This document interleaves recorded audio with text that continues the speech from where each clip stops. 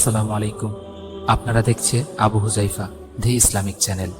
অনুগ্রহ করে লাইক করুন, শেয়ার করুন এবং চ্যানেলটি সাবস্ক্রাইব। দারুণ একটি বিষয় আজ আমরা আলোচনা করতে যাচ্ছি, ঐতিহাসিক এবং ধর্মীয় একটি অত্যন্ত গুরুত্বপূর্ণ টেক্সট নিয়ে। আজ বস্তুনিষ্ঠ একটি বিশ্লেষণ হবে। আমাদের আজকের আলোচনার মূল ভিত্তি হল সহিহ বুখারীর ১২৪ নম্বর হাদিস। চলুন অসাধারণ এই সোর্স মেটেরিয়ালটির একদম গভীরে প্রবেশ করা যাক। আচ্ছা, চলুন মূল বিষয়ে ঢোকা যাক। ধর্মীয় আচার অনুষ্ঠানের ক্ষেত্রে একটা প্রশ্ন প্রায়ই ওঠে, সবকিছুর কি একদম নির্দিষ্ট কোনো ক্রম বা ধারাবাহিকতা কাটায় কাটায় মেনে চলা বাধ্যতামূলক, নাকি এর মধ্যে কোনো নমনীয়তা বা ফ্লেক্সিবিলিটির সুযোগ রয়েছে? আজকের এই আলোচনাটি ধাপে ধাপে এই কৌতূহলোদ্দীপক প্রশ্নটিরই একটি ঐতিহাসিক সমাধান তুলে ধরবে। সেকশন ১, হাদিস ১২৪-এর প্রেক্ষাপট। এই যে ঐতিহাসিক দলিলটি আমরা দেখছি, এটি সহিহ বুখারী হাদিস ১২৪-এর ইংরেজি অনুবাদ। এর বর্ণনাকারী হলেন আবদুল্লাহ ইবনু আমর।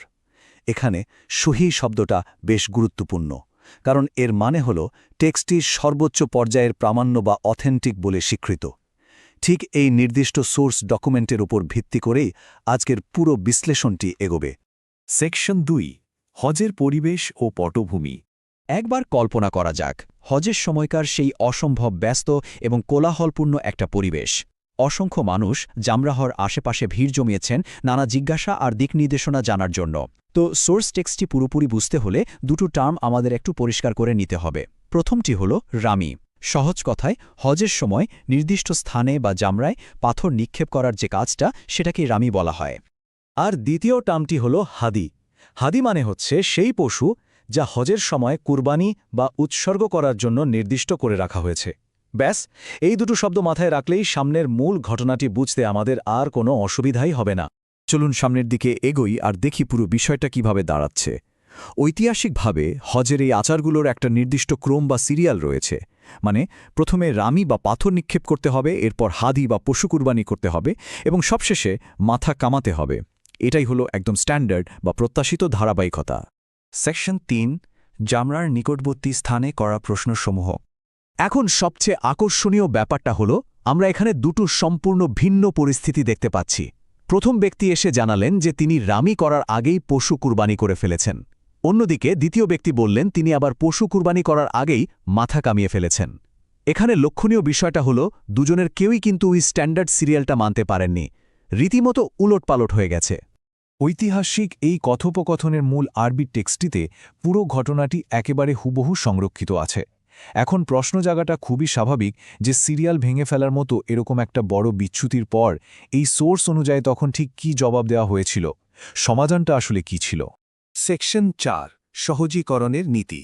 টেক্সট থেকে আমরা দেখতে পাই, প্রথম ব্যক্তি যখন বললেন যে তিনি আগে কুরবানি করে ফেলেছেন, তখন তাকে বলা হলো কঙ্কর মার, তাতে কোনো ক্ষতি নেই। এরপর দ্বিতীয় ব্যক্তি যখন তার মাথা কামানোর কথা জানালেন, তাকেও ঠিক একই উত্তর দেওয়া হলো, কুরবানি করে নাও, কোনো ক্ষতি নেই। এই যে একই উত্তরের চমৎকার একটা পুনরাবৃত্তি, এটা কিন্তু দারুণ একটা বার্তা দিচ্ছে। ভুলের জন্য কঠোর না হয়ে এখানে নমনীয়তা বা ফ্লেক্সিবিলিটিকে বিশালভাবে প্রাধান্য দেওয়া হয়েছে।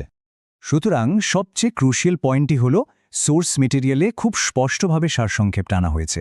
সেখানে বলা হয়েছে, হজের এই আচারগুলো নির্দিষ্ট সময়ের আগে বা পরে করা নিয়ে যতগুলো প্রশ্ন এসেছিল, প্রতিটির জবাবেই ঠিক এই স্বস্তিদায়ক উত্তরটি দেওয়া হয়েছিল যে এখন করে নাও, এতে কোনো ক্ষতি নেই। পুরো বিষয়টার মূল নির্যাসই কিন্তু লুকিয়ে আছে এই একটা কথায়। আজকের এই সোর্স বিশ্লেষণটি শেষ করার আগে একটা প্রশ্ন রেখে যেতে চাই। ভাবলে অবাক হতে হয়, এত প্রাচীন একটি টেক্সট কিভাবে ধর্মীয় আচারের কঠোর নিয়মকানুন আর বাস্তব জীবনের প্রায়োগিক নমনীয়তার মাঝে এত চমৎকার একটা ভারসাম্য তৈরি করেছে।